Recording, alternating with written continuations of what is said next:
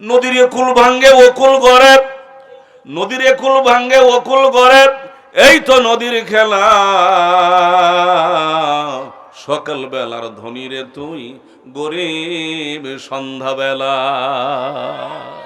আমার ভাইরা, এগুলি কিছুই না, এগুলি মাতাও দুনিয়া, এগুলি দুনিয়ার সামান্য সামগ্রী, এটা খেল তামাশার বস্তু। এগুলি থুয়ে দুনিয়াতে যত মানুষ এসেছিল সকলেই চলে গেছে, আমরাই কেবল রয়েছি, কেউ থাকতে পারি নাই। যখন কেউ বলে আমার বাড়ি, আমার ঘর, আমার টাকা, আমার পয়সা, এই আমার জায়গা, আমার জমিন, তো জমিন কে বেটা বলে কি? তোর আগে কতজনের সাথে আমার বিয়ে হয়েছিল, তোর আগে সলিমুদ্দি, কলিমুদ্দি, নইমুদ্দি, তারাই কথাই কয়েছে, ওদেরকে তালাক দিয়ে সব কবরস্থানে পাঠাই দিয়েছি। কথা কয় না, ওদেরকে তালাক দিয়ে সব কবরে পাঠাই দিয়েছে, তুই আবার এই কথাই কইতেছ? আমার ভাইরা, মানিয়া ল, তুমি তামাম দুনিয়ার বাদশা বনিয়ে গিয়েছো, তাতে কি হলো?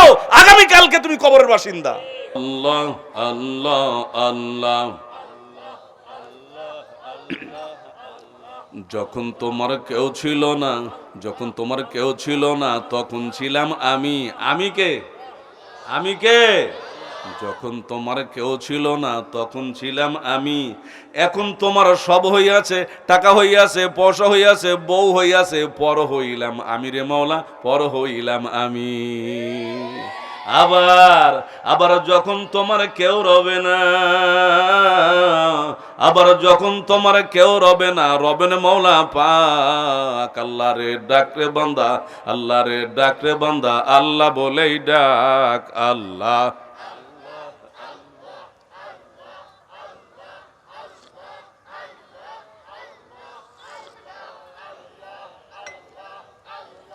আল্লাহ আল্লাহ, মাশাআল্লাহ, আল্লাহ।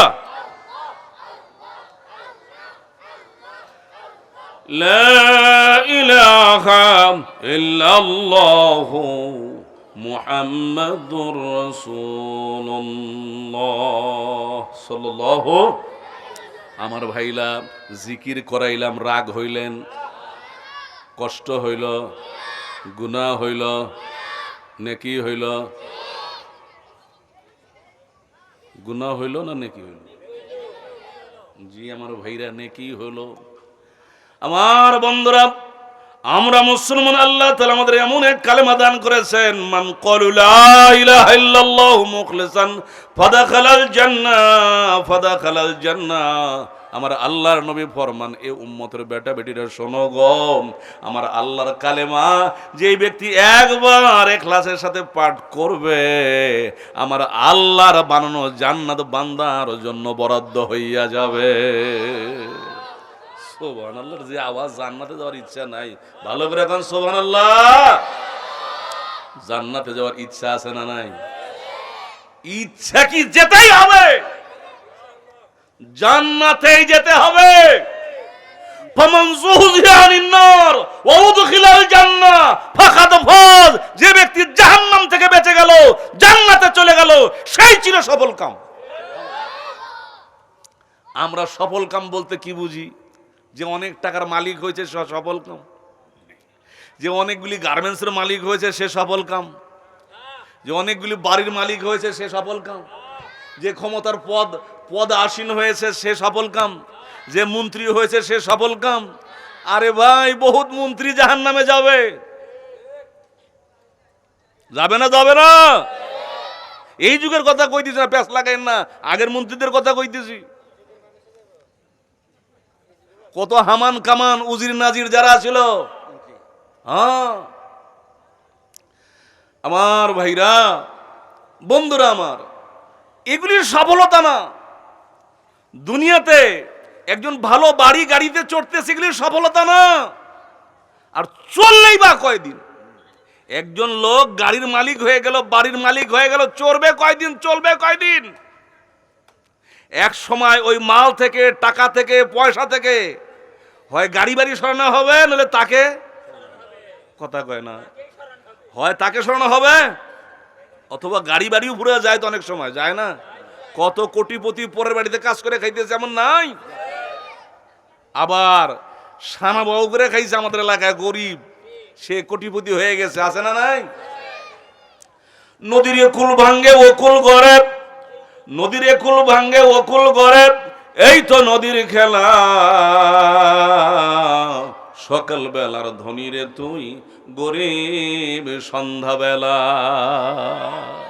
আমার ভাইরা, এগুলি কিছুই না, এগুলি মাতাউ দুনিয়া, এগুলি দুনিয়ার সামান্য সামগ্রী, এটা খেল তামাশার বস্তু। এগুলি থুয়ে দুনিয়াতে যত মানুষ এসেছিল সকলেই চলে গেছে, আমরাই কেবল রয়েছি, কেউ থাকতে পারে নাই। যখন কেউ বলে আমার বাড়ি, আমার ঘর, আমার টাকা, আমার পয়সা, এই আমার জায়গা, আমার জমিন, তো জমিন কে বেটা বলে কি? তোর আগে কতজনের সাথে আমার বিয়ে হয়েছিল, তোর আগে সলিমুদ্দি, কলিমুদ্দি, নইমুদ্দি, তারাই কথাই কয়েছে, ওদেরকে তালাক দিয়ে সব কবরস্থানে পাঠাই দিয়েছি। কথা কয় না, ওদেরকে তালাক দিয়ে সব কবরে পাঠাই দিয়েছে, তুই আবার এই কথাই কইতেছ? আমার ভাইরা, মানিয়া ল, তুমি তামাম দুনিয়ার বাদশা বনে গিয়েছো, তাতে কি হলো? আগামী কালকে তুমি কবরের বাসিন্দা। তামাম দুনিয়ার বাদশা হলে কি হবে? আগামী কালকে তুমি কবরের বাসিন্দা।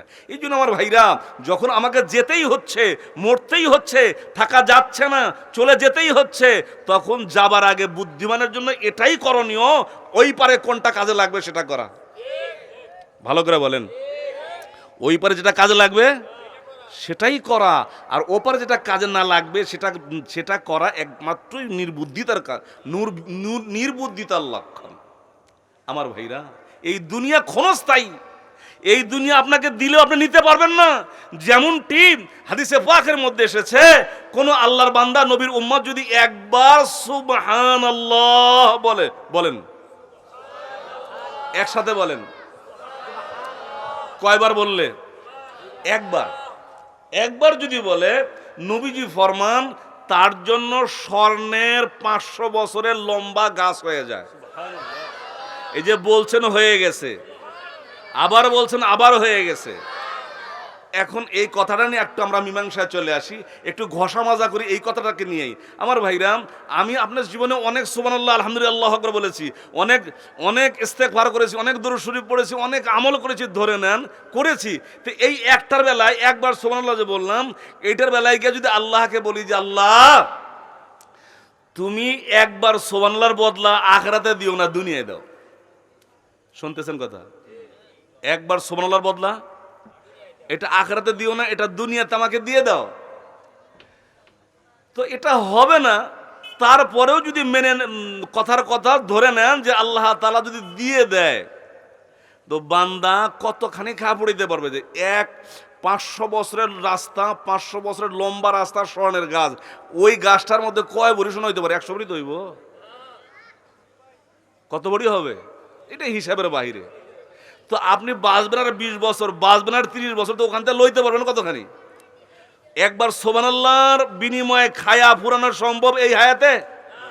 বোঝে নাই কথা, আবার বলেন, একবার সুবহানাল্লাহর বিনিময়ে খায়া ফুরানো সম্ভব এই হায়াতে? আমার ভাইরা, আল্লাহ যা বোঝেন তাই করেন, আমি আপনি যা বুঝি আল্লাহ তা করেন না, বরং আল্লাহ যা বোঝে ওইভাবে আমার বোঝা উচিত। আল্লাহ বলে, মুসা আমি যেমনে বুঝি হেমনে বোঝো, আমি যেমনে বুঝি হেমনে বুঝলে তোমার লাঠি সাপ হয়ে যাইব, তোমার লাঠি দিয়ে সাগর পাড়ি দেওয়া যাবে, তোমার লাঠি দিয়ে সাগরের রাস্তা বানানো যাবে। গেছে না?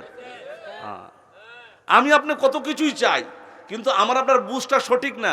আমাদের বুঝ সময় সঠিক হয়, কখনো ভুল হয়। আমরা কখনো বুঝি ভালো, কখনো বুঝি মন্দ। আমার নিজের ব্যাপারে আমি সিদ্ধান্ত নিতে ভুল করি।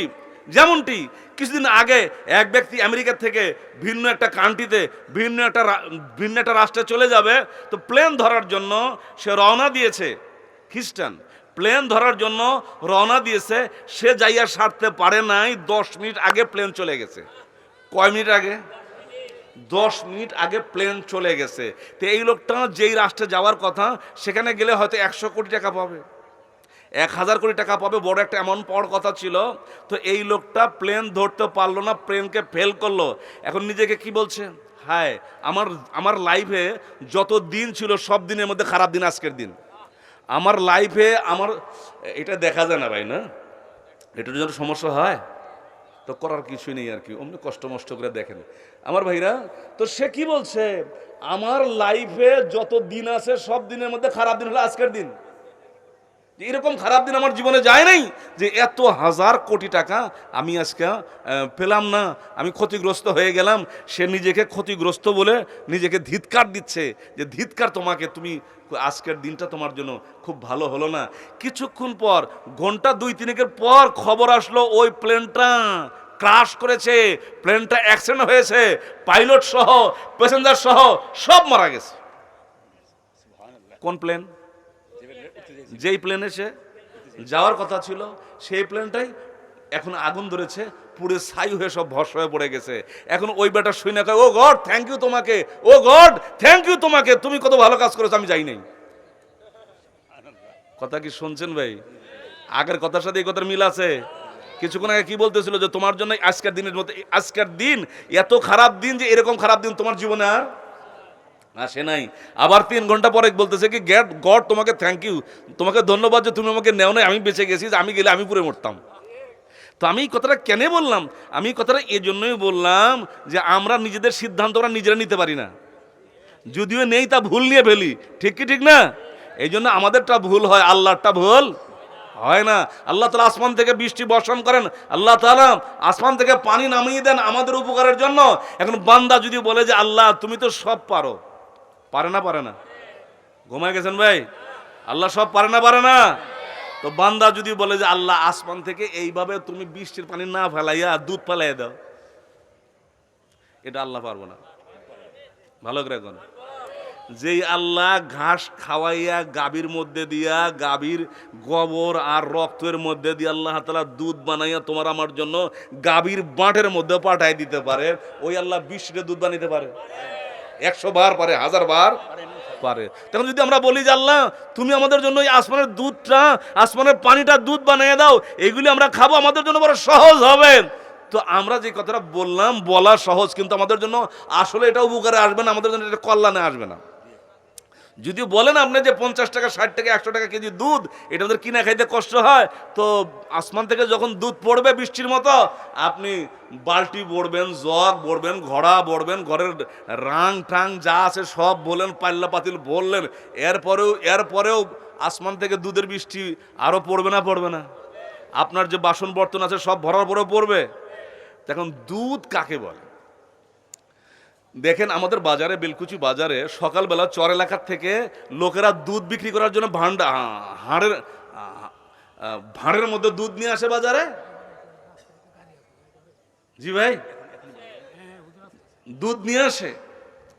তো এই সময় হ্যাঁ জি, একটি ঘোষণা, যারা রাস্তায় মোটরসাইকেল, বাইক এবং প্যান্ডেলের ভিতরে মোটরসাইকেল রেখেছেন তাদেরকে বিনীত অনুরোধ করব এখান থেকে মোটরসাইকেল অপসারণ করে আজকে মেজবাউদ্দিনের সাথে বাসার সামনে গ্যারেজ করা হয়েছে, সেখানে রাখার জন্য বিনীত অনুরোধ করছি। মেহমান আমাদের মাঝে অল্প সময়ের মধ্যে আসতেছি। আমার ভাইরা, তাহলে যেই ভাণ্ডতে দুধ বিক্রি করার জন্য আনে বাজারওয়ালা, ওই গোয়াল বিক্রি করলো 8টার সময়, যাবে সে 2টার সময়। তো দুধ সব বিক্রি করে ঢেলে দিয়ে সে কাট করে রেখে দিয়েছে। এরপরে যদি আপনি 2টা-3টার দিকে ওই ভাণ্ডের মধ্যে নাক লাগান, তো ঘ্রাণ লাগবে না দুর্গন্ধ করবে? জোরে বলেন। দুর্গন্ধ লাগবে। আর এতটা ভালো একটা জিনিস ওটার মধ্যে এখন নাইও, একসময় সব শেষ করে ঢেলে দিয়েছে। এখন কিছু কিয়দাংশ ওর গায়ের মধ্যে লাগা ছিল, এটা শুকিয়ে গেছে, এই জন্য দুর্গন্ধ। তাহলে ওই বর্তন, ওই ভাঁড়, এটাকে একটু লাগা, ওটার মধ্যে একটু লেগে থাকার জন্য যদি এত দুর্গন্ধ হয়, এত দুধ পড়বে পুকুর, পুষ্কুনি, পাগারের সব জায়গার মধ্যে পচবে, নষ্ট হবে। আপনারাই বলেন দুর্গন্ধ হবে না সুগন্ধ হবে? দুর্গন্ধ হবে না সুগন্ধ হবে? মানুষের জীবন যাপন করা সহজ হবে? মানুষের জীবন যাপন করা সহজ হবে না, দুর্বিষহ হবে, কঠিন হবে। নারায়ে তাকবীর, লিল্লাহে তাকবীর। প্রধান বক্তার আগমন, প্রধান বক্তার আগমন। আলহাজ হাফেজ হযরত মাওলানা হাসান জামিল হাফিজাহুল্লাহ সাহেবের আগমন। নারায়ে তাকবীর। সভাপতি সাহেবের আগমন। কথা বলতেছি, আজকে তাম দুনিয়ার মুসলমানরা আফগানিস্তানের মুসলমানদের জন্য শোকাহত, দুঃখে দুঃখিত।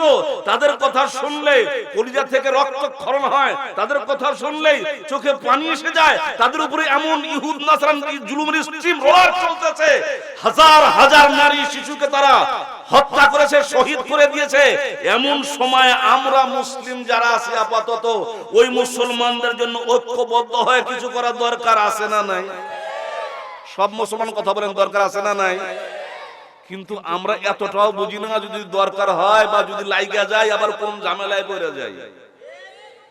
এই জন্য আমরা, আরে ভাই, এ তো আমার দেশের বিরুদ্ধে না, আমার প্রধানমন্ত্রীর বিরুদ্ধে না, আমার সরকারের বিরুদ্ধে না, কোন দলের বিরুদ্ধে না। এটা তো আমার এখানে জবান খোলা, এখানে আমার কদম মারা, এখানে আমার হরকত করা, এটা বিজাতিদের জন্য, মুসলমানদের সপক্ষে বিজাতি। আমার ভাইরা, আল্লাহ সুবহানাহু ওয়া তাআলা বলেন, লা তাত্তাখিযুল ইয়াহুদ ওয়ান নাসারা আউলিয়া। ইহুদ এবং নাসারা কোনদিন তোমাদের বন্ধু হতে পারে।